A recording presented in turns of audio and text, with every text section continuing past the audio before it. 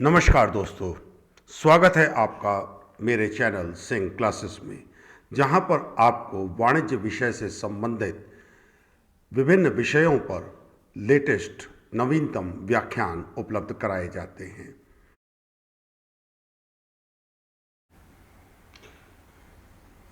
आज की हमारी चर्चा का विषय है भूमंडलीकरण, ग्लोबलाइजेशन।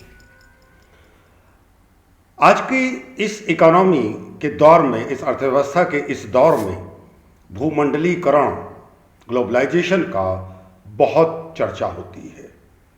क्या होता है भूमंडलीकरण? इससे तात्पर्य क्या है? परीक्षाओं में प्रायः ही इस तरह का सवाल आपसे पूछा जाता है।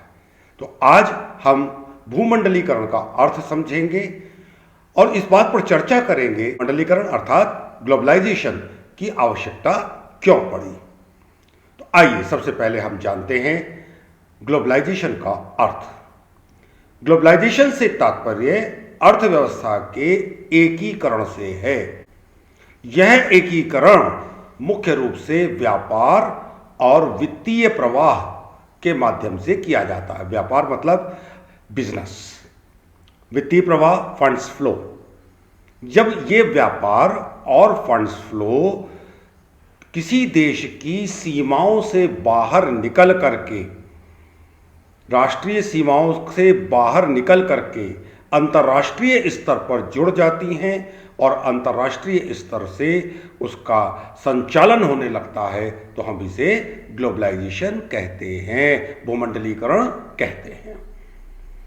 अगर और इसको स्पष्ट करें तो घरेलू बाजार में जो बाजार की शक्तियां कार्य कर रही हैं, मार्केट फोर्सेस जो काम कर रही हैं, उन्हीं का राष्ट्रीय सीमाओं से बाहर विस्तार हो जाना ही भूमंडलीकरण है। मार्केट फोर्सेस का extension for beyond the national limits, beyond the national boundaries अगर हो रहा है, इसका मतलब, इसका अर्थ क्या होता है? भूमंडलीकरण। अब सवाल यह पैदा होता है कि इस भूमंडलीकरण, ग्लोबलाइजेशन के फायदे क्या हैं? सबसे बड़ा फायदा होता है निर्यात लागतों में कमी। यह सबसे बड़ा फायदा होता है, निर्यात की लागतों में कमी। क्यों? जब आपकी अर्थव्यवस्था ग्लोबल हो जाती है तो इसका अर्थ यह हुआ पूरे विश्व में आपको जो चीज जहां से सस्ती मिलेगी आप उसको वहां से प्राप्त करेंगे और उसका उपयोग करेंगे। श्रम सस्ता है एक देश में, वहां का श्रम लेंगे। कच्चा माल दूसरे देश में सस्ता है, वहां का कच्चा माल ले लेंगे। जहां पर हमारी तकनीकें सस्ती हैं, वहां से हम तकनीक लेंगे। तो जब सब चीजें हमको सस्ते भाव में प्राप्त हो रही हैं तो इसका अर्थ हमारी लागतों में कमी से पड़ता है। श्रम बाजार में गतिशीलता में वृद्धि कैसे? प्रायः ही श्रम को हम एक एडवर्सिटी के रूप में देखते हैं, जबकि वास्तव में ऐसा है नहीं। श्रम भी एक शक्ति है, एक साधन है। बहुत सारे विकसित देश ऐसे हैं जिनकी अपनी जनसंख्याएं उस स्तर पर पहुंच चुकी हैं जहां पर उन्हें कार्य करने के लिए मजदूर और कार्य करने के लिए श्रम शक्ति उपलब्ध नहीं है। अगर हमारी अर्थव्यवस्था ग्लोबल होगी, वैश्विक होगी, तो हमारे मजदूर, हमारे जो श्रमिक हैं, हमारे श्रमिक ऐसे देशों में जाकर के अपना श्रम बेच सकेंगे। अब यहां पर देखने वाली बात क्या आती है? कुछ देश ऐसे हैं जहां पर कच्चा माल है लेकिन तकनीक है लेकिन श्रम नहीं है। वहीं कुछ देश ऐसे हैं जिनके पास श्रम है लेकिन कच्चा माल या तकनीक नहीं है। तो दोनों देशों को फायदा हुआ। उनका कच्चा माल, तकनीक हमारे देश में आ गई, हमारे देश की श्रम शक्ति उनके देश में चली गई, दोनों को फायदा हुआ। तो वैश्वीकरण से श्रम बाजार में गतिशीलता आती है। चूंकि आपकी अर्थव्यवस्था ग्लोबल होती है, वैश्विक होती है, इसलिए आपके निर्यातों में वृद्धि होती है। निर्यातों में वृद्धि कैसे? जब आपकी लागतें, जब हमारे बनाए हुए सामान की लागतें कम हैं। अगर लागत कम है तो हम माल को एक्सपोर्ट कम दाम पर कर पाएंगे, और दुनिया क्या चाहती है? सस्ता माल। तो सीधी सी बात क्या हुई? वैश्वीकरण से हमारा माल सस्ता हुआ, सस्ता होने की वजह से हम एक्सपोर्ट करके अपने देश की अर्थव्यवस्था को सुधार पाएंगे। आयात की लागतों में कमी, सीधी सी बात है, निर्यात बढ़ेंगे तो आयात की लागतें भी कम हो जाएंगी, क्योंकि दूसरे देशों ने भी यही कहा है, उन्होंने भी अपने माल को सस्ता किया है। अर्थात जो माल हमको आयात करना है वो माल भी तो सस्ता होगा, क्योंकि दूसरे देश ने भी तो अपने आप को वैश्विक अर्थव्यवस्था से जोड़ा है। कार्यकुशलता, वैश्विक अर्थव्यवस्था में चूंकि आपका माल की ग्राहक पूरे विश्व में फैले हुए हैं, जिन्होंने अपने माल के उपभोग के लिए एक न्यूनतम स्तर का निर्धारण किया है, उस न्यूनतम स्तर तक पहुंचने के लिए बाजार को अपनी कार्यकुशलता में वृद्धि करनी ही होगी। तो अगर कुल मिलाकर के बात किया जाए तो भूमंडलीकरण से, ग्लोबलाइजेशन से क्या फायदे हुए? निर्यात लागतों में कमी, निर्यातों में वृद्धि, श्रम बाजार में गतिशीलता में वृद्धि, कार्यकुशलता को प्रोत्साहन, उत्पादन लागतों में कमी और आयात लागतों में कमी। अगर देखा जाए तो हमको ये फायदे प्रतीत हुए। लेकिन ऐसा नहीं है कि भूमंडलीकरण, वैश्वीकरण या ग्लोबलाइजेशन हर मर्ज की दवा है। इस दवा के भी कुछ साइड इफेक्ट्स हैं। घरेलू छोटे उद्योग धंधों पर विपरीत प्रभाव पड़ता है। क्यों? छोटे उद्योगों की साधन क्षमताएं वो भी सीमित है। प्रत्येक छोटा उद्योग विदेशों से, वैश्विक रूप से, ग्लोबली कच्चा माल नहीं मंगा सकता, उसको स्थानीय स्तर पर निर्भर रहना पड़ता है। इसके अलावा वैश्विक स्तर पर मल्टीनेशनल कंपनी है, बहुराष्ट्रीय कंपनियां, उनका दबदबा बढ़ जाता है। तो जरा सोचिए, एक मल्टीनेशनल कंपनी से एक घरेलू उद्योग धंधा छोटे स्तर पर जो चल रहा है वो कैसे प्रतिस्पर्धा करेगा? तो घरेलू उद्योग धंधों पर इसका प्रायः ही विपरीत प्रभाव देखा जाता है। वहीं जैसा मैंने अभी बताया, प्रत्येक देश की लागतों में कमी आ जाती है। इसका परिणाम अनावश्यक आयातों में वृद्धि से भी होता है। जिन चीजों की आवश्यकता नहीं है, जिनके बिना हमारा काम चल सकता है, देश उन चीजों के आयात पर भी अपना पैसा खर्च करने लगता है, जिसका परिणाम देश की पूंजी का बहिर्गमन में आता है।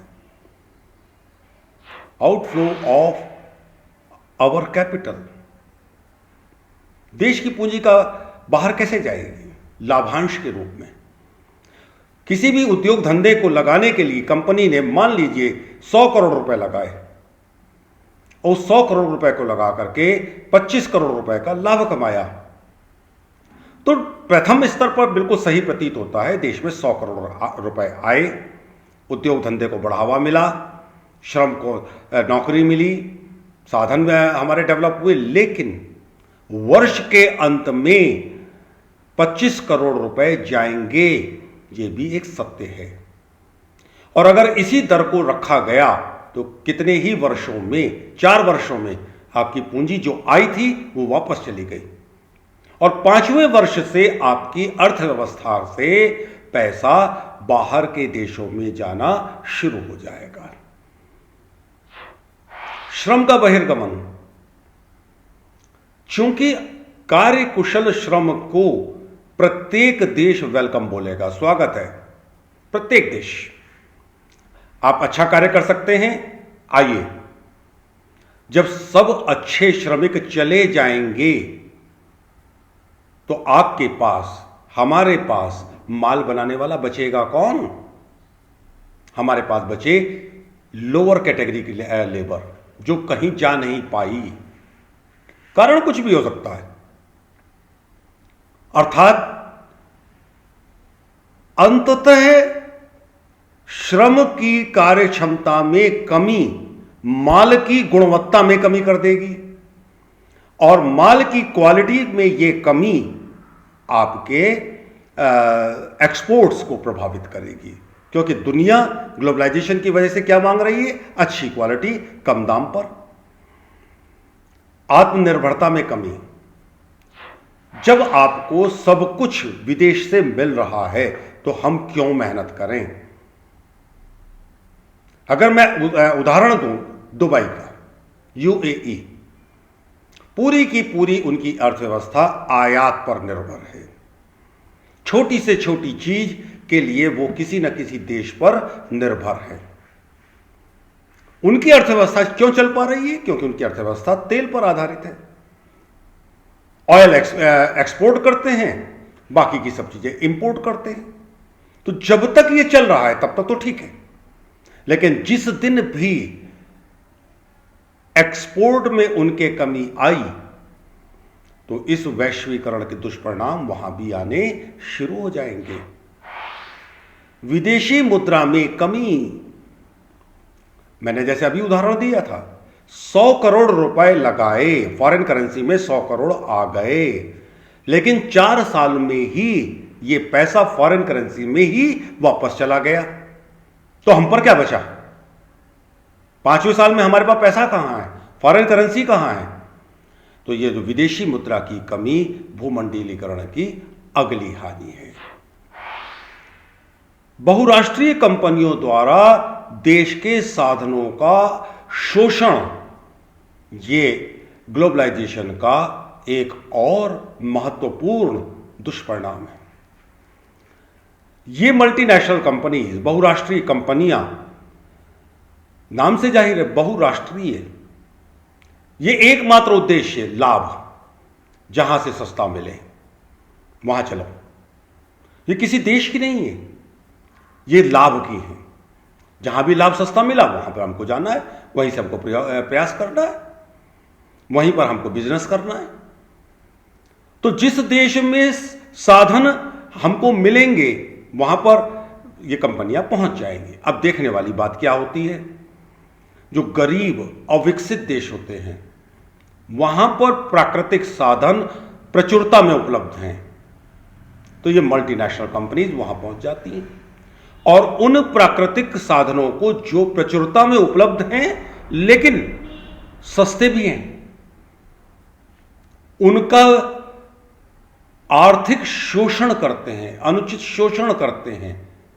और चूंकि आपकी अर्थव्यवस्था ग्लोबल है, आपकी अर्थव्यवस्था भूमंडलीकृत हो चुकी है, वैश्वीकृत हो चुकी है, आप इसको रोक भी नहीं सकते।